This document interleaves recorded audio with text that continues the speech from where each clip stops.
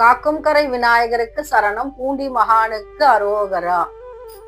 கிருஷ்ணனுடைய அடியார்கள் பல சிறப்பான இயல்புகளை பெற்றிருப்பார்கள். அதிலே ஒரு தனித்தன்மை இருக்கும். அது என்னன்னா, இறைவானே எத்தனை கஷ்டங்களை கொடுத்தாலும், எத்தனை சோதனைகளை கொடுத்தாலும், உன்னுடைய திருவடிகளிலேயே என்னுடைய மனது லயித்திருக்கும். உன்னுடைய திருநாமத்தையே என்னுடைய நான் பாடிக்கொண்டிருக்கும். நீ ஆற்றிய பல திருவிளையாடல்களை பற்றி என்னுடைய மனது நினைத்துக் கொண்டிருக்கும். இப்படித்தான் இருக்கும் கிருஷ்ண பக்தர்களது இயல்பு. இப்படி ஒரு பக்தர் இருந்தார். அவர் வடநாட்டிலே இருந்த கிருஷ்ண பக்தர். அவர் என்ன ஒரு தொண்டு செய்தார் என்பதை பற்றி நாம் இன்று காணலாம். ஓக்ரு சாவ்கார், இதுதான் அவருடைய பெயர். அவருடைய மனைவியினுடைய பெயர் கஸ்தூரிபாய். இவர் ஓர் வணிகர். மிகப்பெரிய தனவந்தர் கிடையாது, சிறிய வணிகம்தான். ஆனால் இவருடைய மனது என்ன ஒரு நிறைவு கண்டது என்றால், கிருஷ்ணன் அடியார்களுக்கு இவர் அன்னமிடுவார். இவர் செய்த திருத்தொண்டு இதுதான், திருவமுது செய்வித்தல். இதற்கு இவருடைய மனைவி உறுதுணையாக இருந்தார்கள். எப்பொழுதும் முகம் சுளிக்காமல் யார் வந்தாலும் அவர்களை வரவேற்று உபசரித்து இந்த அம்மையார் பணிவிடை செய்வார்களாம். இன்சொல் கூறி வீட்டிற்கு உள்ளே வரவழைத்து அவர்களுக்கு அமர ஆசனம் கொடுத்து, அவர்கள் தாகம் தீர்க்க தண்ணீர் கொடுத்து அவர்களை உபசரித்து அனுப்புவார்களாம். தாம்பூலம் கொடுத்து இறுதியாக இத்தனை பணிவிடைகளை செய்வார்களாம், கொஞ்சமும் மனம் சலிக்காமல். எத்தனை அடியார்கள் வந்தாலும் இவருடைய மனது சோர்வடையாது. ஏன்னா ஒவ்வொரு கிருஷ்ணர் அடியாரும் சாப்பிடும் பொழுதும் அந்த கிருஷ்ணனே சாப்பிடுகின்றான் அல்லவா, அப்படித்தான் நினைப்பது இவருடைய மனம். இந்த ஓக்ரு சாவ்கார் ஒரு சிறு அளவு வணிக வியாபாரம் செய்து வந்தார். நேர்மையான மனது இவருக்கு. பெரும் லாபத்தை இவர் மனதிலே வைப்பது கிடையாது. கிருஷ்ணா, எல்லாம் உன்னுடைய பாடு, நீ பார்த்து கொள்வாய் அல்லவா, எனக்கேன் கவலை, நான் ஏதாவது ஒரு தொழில் செய்ய வேண்டும் அல்லவா, அதனால் இந்த வணிகம் செய்கின்றேன். ஆனால் லாபம் உன்னுடையது. கிருஷ்ண பக்தர்கள் வந்தால் அவர்களுக்கு அன்னமிடுவது மட்டுமே என்னுடைய பணி என்று இவர் தன்னுடைய பணியை செவ்வனே செய்து வந்தார். கஸ்தூரிபாயும் இதற்கு மிகவும் இசைவாக இந்த தொண்டிற்கு உதவியாக இருந்தார்கள். குந்தி தின்றால் குன்றும் மாலும் அல்லவா, எத்தனை அடியார்கள் வந்தாலும் அன்னமிடுவேன் என்று சொன்னால் எப்படி இவரால் சமாளிக்க முடியும்? மிகப்பெரிய தனவந்தர் கிடையாது, குறுநில மன்னரும் கிடையாது. எப்படி இவரால் தொடர்ந்து இந்த அரும் தொண்டினை செய்து முடிக்க முடியும்? இவருக்கும் கொஞ்சம் வறுமை வந்து விட்டது. இவருடைய வணிகத்தில் ஈட்டிய பொருள் இவர் செலவிடுவதற்கு அவ்வளவாக போதவில்லை. அப்பொழுது இவர் ஒரு உபாயம் செய்தார். என்னன்னா, கஸ்தூரி, நான் இன்று வெளியூர் சென்று வணிகத்திற்கு ஏற்பாடு செய்கின்றேன். அதனால நீ இன்று யாராவது வந்தால் கிருஷ்ணர் அடியார் வேண்டாம் என்று சொல்லாமல் அவருக்கு உணவிட வேண்டும் அப்படின்னு ஒரு கட்டளையிட்டு விட்டு சென்று விட்டாராம். இவர் சொல்லிவிட்டு சென்று விட்டார். என்னன்னா, நான் இன்று சாயங்காலம் தான் வருவேன், அதற்குள் யாராவது ஒரு கிருஷ்ணன் அடியார் வந்தால் அவரை வரவேற்று நீ உணவு படைக்க வேண்டும், இது நிபந்தனை. சரி, இந்த அம்மையார் பார்த்து கொண்டிருக்கிறார்கள். ஏன்னா வீட்டிலோ கையளவு தானியமும் கிடையாது. எந்த அடியார் வந்தால் எப்படி நாம சமைத்து உணவிட முடியும்? இந்த கவலை இந்த கஸ்தூரிபாய்க்கு. அப்பொழுது பார்த்து கிருஷ்ணனுக்கு ஒரு ஆசை வந்து விட்டதாம். என்னன்னா, என்னுடைய கிருஷ்ண பக்தர் இருக்கின்றார் அல்லவா, இந்த ஓக்ரு சாவ்கார், இவருடைய வீட்டிலே சென்று நாம் சாப்பிட்டால் என்ன அப்படின்னு. ஏன்னா இருக்கும் பொழுது அள்ளி வைத்து உணவிட்டார்கள், இப்பொழுது வீட்டிலே தானியம் கிடையாது, எப்படி சமைத்து உணவிட முடியும் அடியாருக்கு? இதை பார்த்து விடலாம் அல்லவா. அதனால இவர் என்ன பண்றாராம், கிருஷ்ணரு ஒரு வயதானவர் போல தோற்றம் கொண்டு வருகின்றாராம். ஓக்ரு சாவ்கார் இப்பொழுது வீட்டிலே கிடையாது, வெளியூர் சென்றிருக்கின்றார். வீட்டிற்குள்ளே கஸ்தூரிபாய் அமர்ந்து கொண்டு கிருஷ்ண தியானத்தில் இருக்கின்றார். அப்பொழுது இந்த முதியவர் வருகின்றார். அப்பா, காதை அடைக்கின்றதே, என்னால் முடியவில்லையே, எவ்வளவு தூரம் தான் நடப்பது, எனக்கோ பசி பொறுக்க முடியவில்லையே, இங்கே அன்னமிடுவார் யாரும் கிடையாதா அப்படின்னு சோர்ந்து போய் திண்ணையிலே உட்காருகின்றாராம். அப்பொழுது உள்ளே இருந்து வெளியே வருகின்றாராம் கஸ்தூரிபாய். பார்க்கின்றார்கள். ஏன்னா சொல்லி வைத்தார் போல ஒரு கிருஷ்ண பக்தர் வந்திருக்கின்றார் அல்லவா. அதனால இந்த அம்மையாருக்கு பாருங்க, வீட்டிலே குன்றிமணி அளவும் தானியம் கிடையாது. அதை பற்றி இந்த அம்மையாருக்கு கொஞ்சமும் யோசனை கிடையாது. ஏன்னா வந்திருப்பது கிருஷ்ணனே என்பதை அவருடைய மனது நம்பியது. எப்படியாவது இந்த முதியவருக்கு நாம உணவிட வேண்டும் அப்படின்ற ஒரு எண்ணம் வந்தது. உக்ரான் அறைக்குள் சென்று பார்க்கின்றார்கள். பானையிலே ஒரு சிறிதும் தானியம் கிடையாது. எந்த தானியத்தை எப்படி நாம சமைத்து போட முடியும் அப்படின்னு.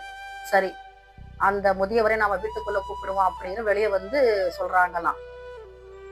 ஐயா, நீங்க கொஞ்சம் உள்ள வர முடியுமா? ஏன்னா நீங்க ரொம்ப சோர்வா இருக்கிறீங்க, நான் உங்களுக்கு அன்னமிடணும், நீங்க உள்ள வாங்க அப்படின்னு கூப்பிடுறாங்களாம். இந்த முதியவரா அதற்குத்தான் காத்து கொண்டிருந்தார் போல, அம்மா இதோ வருகின்றேன் அப்படின்னு பின்னாடியே வராங்களாம் வீட்டுக்குள்ள. வந்த உடனே பாருங்க, இவங்க தாகத்துக்கு தண்ணீர் கொடுக்குறாங்க.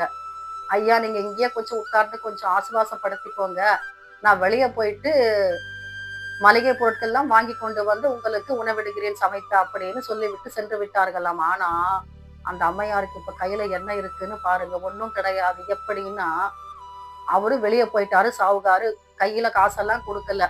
எப்படி போயிட்டு நாம மளிகை கடையில மளிகை பொருள் வாங்க முடியும்? கடைக்காரன் கேட்க மாட்டானா? எதை வைத்துக்கொண்டு பணத்தை வைத்துக் கொண்டாலும் கொடுக்கலாம், இல்ல ஏதாச்சும் பொருள் இருக்கலாம், எதுவும் கிடையாது. கஸ்தூரிபாய் கொஞ்சம் கூட தயங்கவில்லை. தன்னுடைய மூக்குத்தியை கழற்றினார். அதை வைத்து மளிகை கடை முதலாளியிடம் கேட்டாலாம். ஐயா, இதற்கு என்ன பெறுமோ அதை கொடுங்கள், மளிகை பொருட்களை அப்படின்னு கேட்டு வாங்கி வந்து விட்டாலாம். இப்பொழுது சாப்பாடு தயாராயிற்று. மதிய வேளைக்கு இவரை நன்றாக உபசரிக்கின்றாள் கஸ்தூரிபாய். அந்த முதியவரை கூப்பிட்டு, ஐயா சாப்பிட வாருங்கள் அப்படின்னு. ஏன்னா அவங்க வீட்டுக்குள்ள ஒரு அர்ச்சாவதார திருமேனி சிறியதாக இருக்கும் கிருஷ்ண விக்கிரகம். அதற்கு நைவேத்தியம் செய்துவிட்டு பின்பு அந்த முதியவருக்கு சாப்பாடு பரிமாறுகின்றார் கஸ்தூரிபாய். அவரா மனது நிரம்பி விட்டது அவருக்கு. அம்மா, நீ நெடுநாட்கள் சுமங்கலியாக இருந்து இந்த அரப்பணியை தொடர்ந்து செய்ய வேண்டும் உன்னுடைய கணவனோடு அப்படின்னு வாழ்த்துகிறாராம்.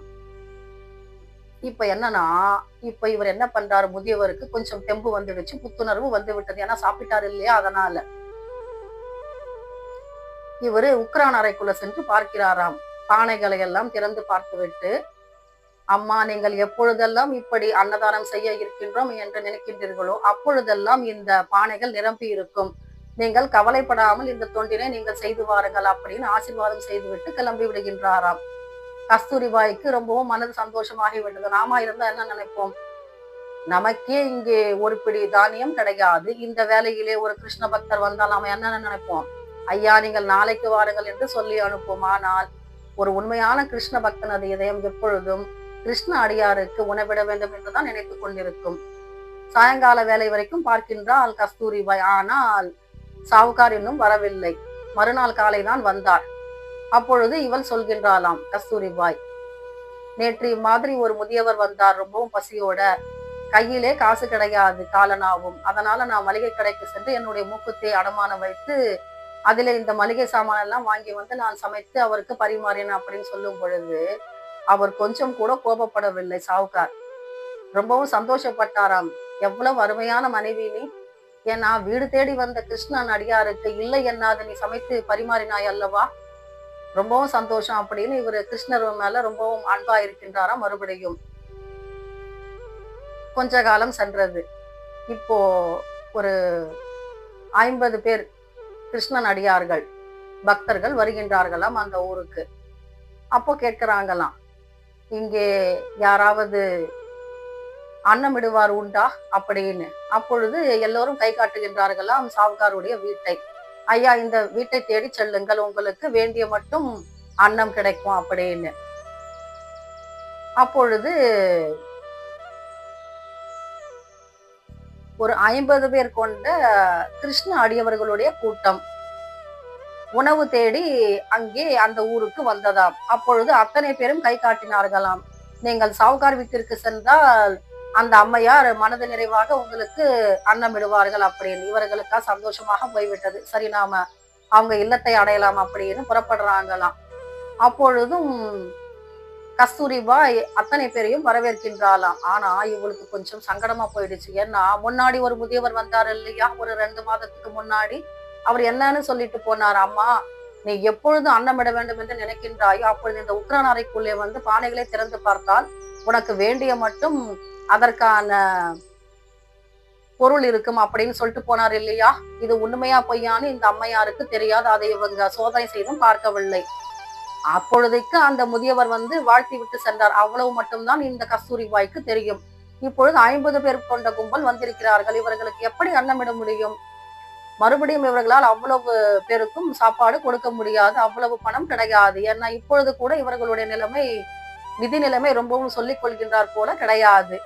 அதனால ஏதோ ஒரு யோசனையாக இவங்க என்ன பண்றாங்களாம், கஸ்தூரிபாய் உக்ரான் அறைக்குள்ளே சென்று பானைகளை திறந்து பார்த்த பொழுது அந்த அம்மையாருக்கு ஆச்சரியம் தாங்க முடியவில்லையாம். ஏன்னா அந்த பானைகளிலே பாதி அளவுக்கு மேலே பொற்காசுகள் இருக்கின்றனவாம். இந்த அம்மையாருக்கு ஆச்சரியமாக போய்விட்டது. இது எப்படி சாத்தியமாக முடியும் அப்படின்னு. ஏன்னா இந்த அம்மையாருக்கு ஆச்சரியம் தாங்க முடியவில்லை. அவங்க என்ன பண்றாங்க, கூடத்திலே அந்த 50 கிருஷ்ணன் அடியார்களை உட்கார வைத்து விட்டு 2 பொற்காசுகளை எடுத்துக்கொண்டு மறுபடியும் அவர்கள் என்ன பண்றாங்க, அடகு கடைக்கு போயிட்டு அந்த 2 பொற்காசுகளை கொடுத்து வேண்டிய மட்டும் செல்வம் வாங்கி கொண்டு என்ன பண்றாங்க, மளிகை பொருட்களை வாங்கி மனது நிறைவாக அறுசுவை உணவை இடுகிறார்களா. முதலிலே கிருஷ்ணனுக்கு நைவேத்தியம் செய்துவிட்டு பின்பு அத்தனை அடியார்களுக்கும் அறுசுவை உணவை படைக்கிறார்களாம். அப்பொழுதும் சாவுகார் வீட்டிலே கிடையாது, வெளியே வணிகத்திற்காக சென்றிருந்தார். திரும்பி பார்த்தபோது இவருக்கு ஆச்சரியமாக போய்விட்டதாம். ஏன்னா ஒரு கிருஷ்ணன் அடியாருக்கு நம்மால சாப்பாடு போட முடியும், ஆனால் 50 கிருஷ்ணன் அடியார்களுக்கு மேல் இருக்கிறார்கள் அல்லவா, இத்தனை பேருக்கும் எப்படி சாத்தியமாயிட்டு சாப்பாடு இட அன்னம் இட அப்படின்ற யோசனை அவருக்கு விட்டதாம். அவர்கள் அத்தனை பேருக்கும் தாம்பூலம் கொடுத்து விட்டு சந்தனம் கொடுத்து விட்டு அவர்களை வழி அனுப்பி விட்டு கேட்கின்றாரா மோகுரு சாவுக்கார், கஸ்தூரி இது எப்படி சாத்தியமாயிற்று, உன்னால் எப்படி இத்தனை பேருக்கு அன்னமிட முடிந்தது அப்படின்னு கேட்கும் பொழுது அந்த அம்மையார் என்ன பண்றாங்களாம், உக்ரான் அறைக்குள்ளே கூட்டிக் கொண்டு வருகிறார்களாம் தன்னுடைய கணவனை. இங்கே பாருங்கள் அப்படின்னு திறந்து காட்டும் பொழுது அந்த பானைகளுக்கு பாதி அளவுக்கு மேல் பொற்காசுகள் நிரம்பி இருக்கின்றனவாம். அப்பொழுது கேட்கின்றாராம் சாவுகார், நீ முன்னாடி சொன்னாய் அல்லவா ஒரு முதியவர் இங்கே சாப்பாடு அருந்தினார் என்று, அவர் வேறு யாரும் கிடையாது கஸ்தூரி, அவர் சாட்சாத் ஸ்ரீமன் நாராயணமூர்த்தி, அவரை நீ மறந்து விட்டாயே.